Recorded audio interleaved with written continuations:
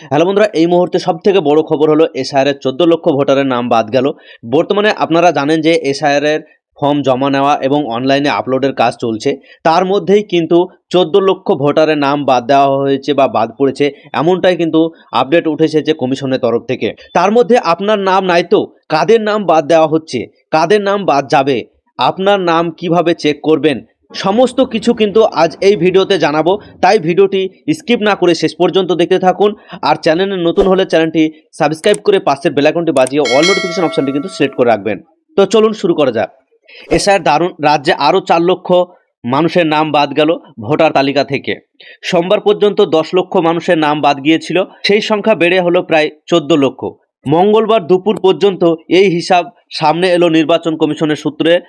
SIR পশ্চিমবঙ্গে কত সংখ্যক মানুষের নাম বাদ যেতে পারে তা নিয়ে জল্পনার শেষ নেই। রাজনীতিকদের কেউ কেউ নিজেদের মতো করে সংখ্যা পেশ করছেন।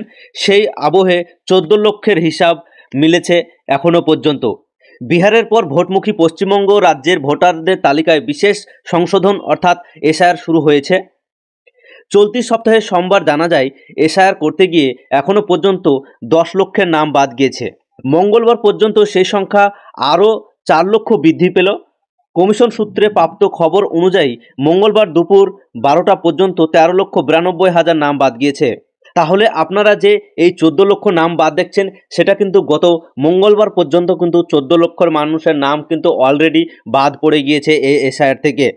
এখনও কিন্তু আপনার এসআইআর এর প্রক্রিয়া চলছে, আরও কিন্তু নাম অনেক বাদ যেতে পারে, এমনটাই কিন্তু আশঙ্কা করা যাচ্ছে। কমিশন সূত্রের খবর, রাজ্যের মধ্যে এখনও পর্যন্ত শতাংশের বিচারে সবচেয়ে বেশি নাম বাদ পড়েছে উত্তর ও দক্ষিণ কলকাতায়। এছাড়াও নাম বাদ যাওয়ার নিরিখে এগিয়ে রয়েছে দক্ষিণ 24 পরগনার জেলা। গতকাল পর্যন্ত পশ্চিমবঙ্গের 7,64,59,129টি ইনফরমেশন ফর্ম বিলি হয়েছে। শতাংশের নিরিখে ফর্ম বিলি হয়েছে 99.77%। এখনও পর্যন্ত ফর্ম ডিজিটাইজ হয়েছে 5,37,51,626 শতাংশের নিরিখে, যা 77.14%। এসআইআর প্রক্রিয়া সম্পূর্ণ হওয়ার পর আগামী 9 ডিসেম্বর খসড়া তালিকা প্রকাশিত হবে। তাহলে আপনারা এখানে জানতে পারছেন যে এই যে এসআইআর প্রক্রিয়া চলছে, সমস্ত প্রক্রিয়া কমপ্লিট হওয়ার পর 9 ডিসেম্বর কিন্তু একটি খসড়া তালিকা প্রকাশিত হবে।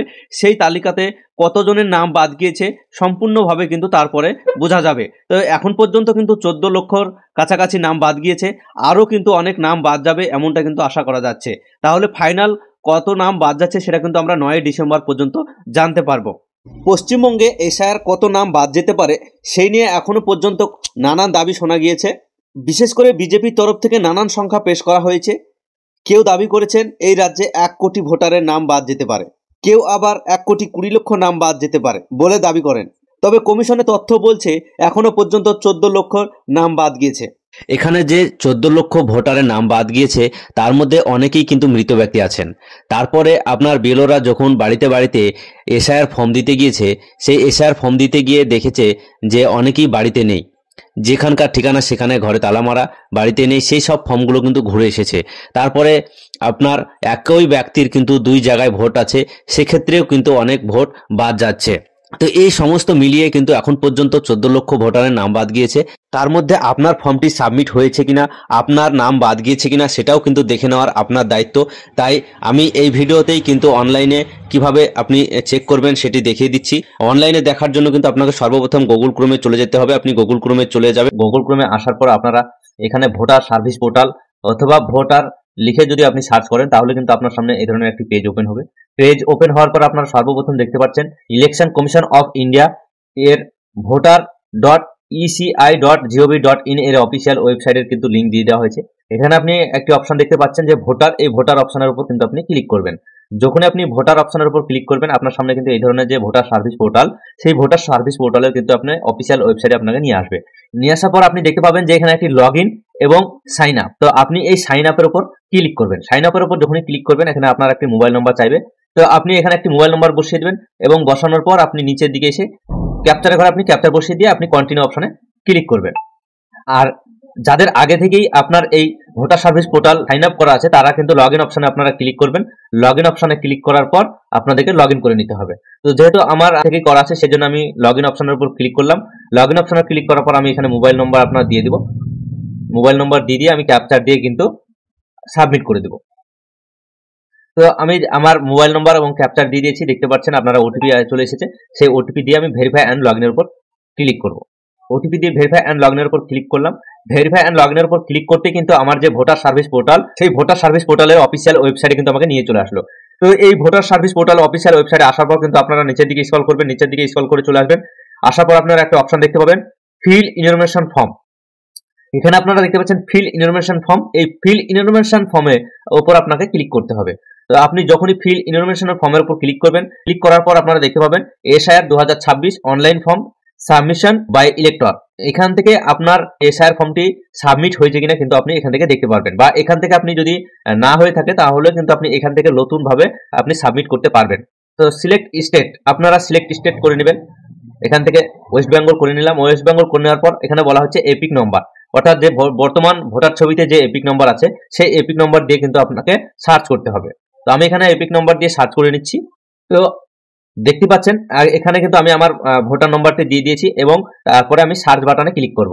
তো সার্চ বাটনে যখনই আমি ক্লিক করলাম, ক্লিক করার সঙ্গে সঙ্গে কিন্তু দেখতে পাচ্ছেন আমার এখানে একটি নিচে লেখা উঠে গিয়েছে, your form has already been submitted with mobile নম্বর, মানে মোবাইল নম্বরটি দেখাচ্ছে।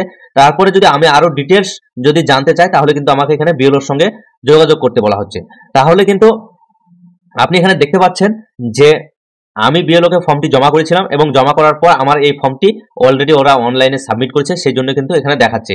যদি আমার এই ফর্মটি সাবমিট না করতো তাহলে কিন্তু এখানে আমার এই লেখাটি আসতো না, এবং এখানে আসতো কি আসতো, আমাকে নতুন ভাবে এই ফর্মটি ফর্ম ফিল আপ করার জন্য এখানে বলতো। তাহলে আপনারা বুঝতেই পারলেন যে এইভাবে কিন্তু আপনার ফর্মটি জমা হয়েছে কিনা আপনি বুঝে নিতে পারবেন। যারা এখনো আপনারা এসআইআর ফর্ম জমা করেননি, আজকেই লাস্ট ডেট, অর্থাৎ আজকেই কিন্তু আপনারা ফর্মটি জমা করার চেষ্টা করুন। অনলাইনে হোক অফলাইনে হোক, যেখানেই হোক না কেন আপনারা অতি সত্বর বিএলওর কাছ থেকে গিয়ে আপনারা অফলাইনে কিন্তু জমা করে দিতে পারবেন, এবং অনলাইনে করলে অনলাইনেও কিন্তু আপনারা ফর্মটি আজকের মধ্যেই জমা করে দেন। জমা যদি না করেন তাহলে কিন্তু আপনার ভোটার লিস্টে নাম নাও আসতে পারে। তো এই ছিল আজকের মতো ভিডিওটি যদি ভালো লাগে অবশ্যই একটি লাইক করবেন, আর চ্যানেলে নতুন হলে চ্যানেলটি সাবস্ক্রাইব করে পাশের বেল আইকনটি বাজিয়ে অল নোটিফিকেশন অপশনটি সেট করে রাখবেন। তো দেখা হচ্ছে নেক্সট পরবর্তী ভিডিওতে।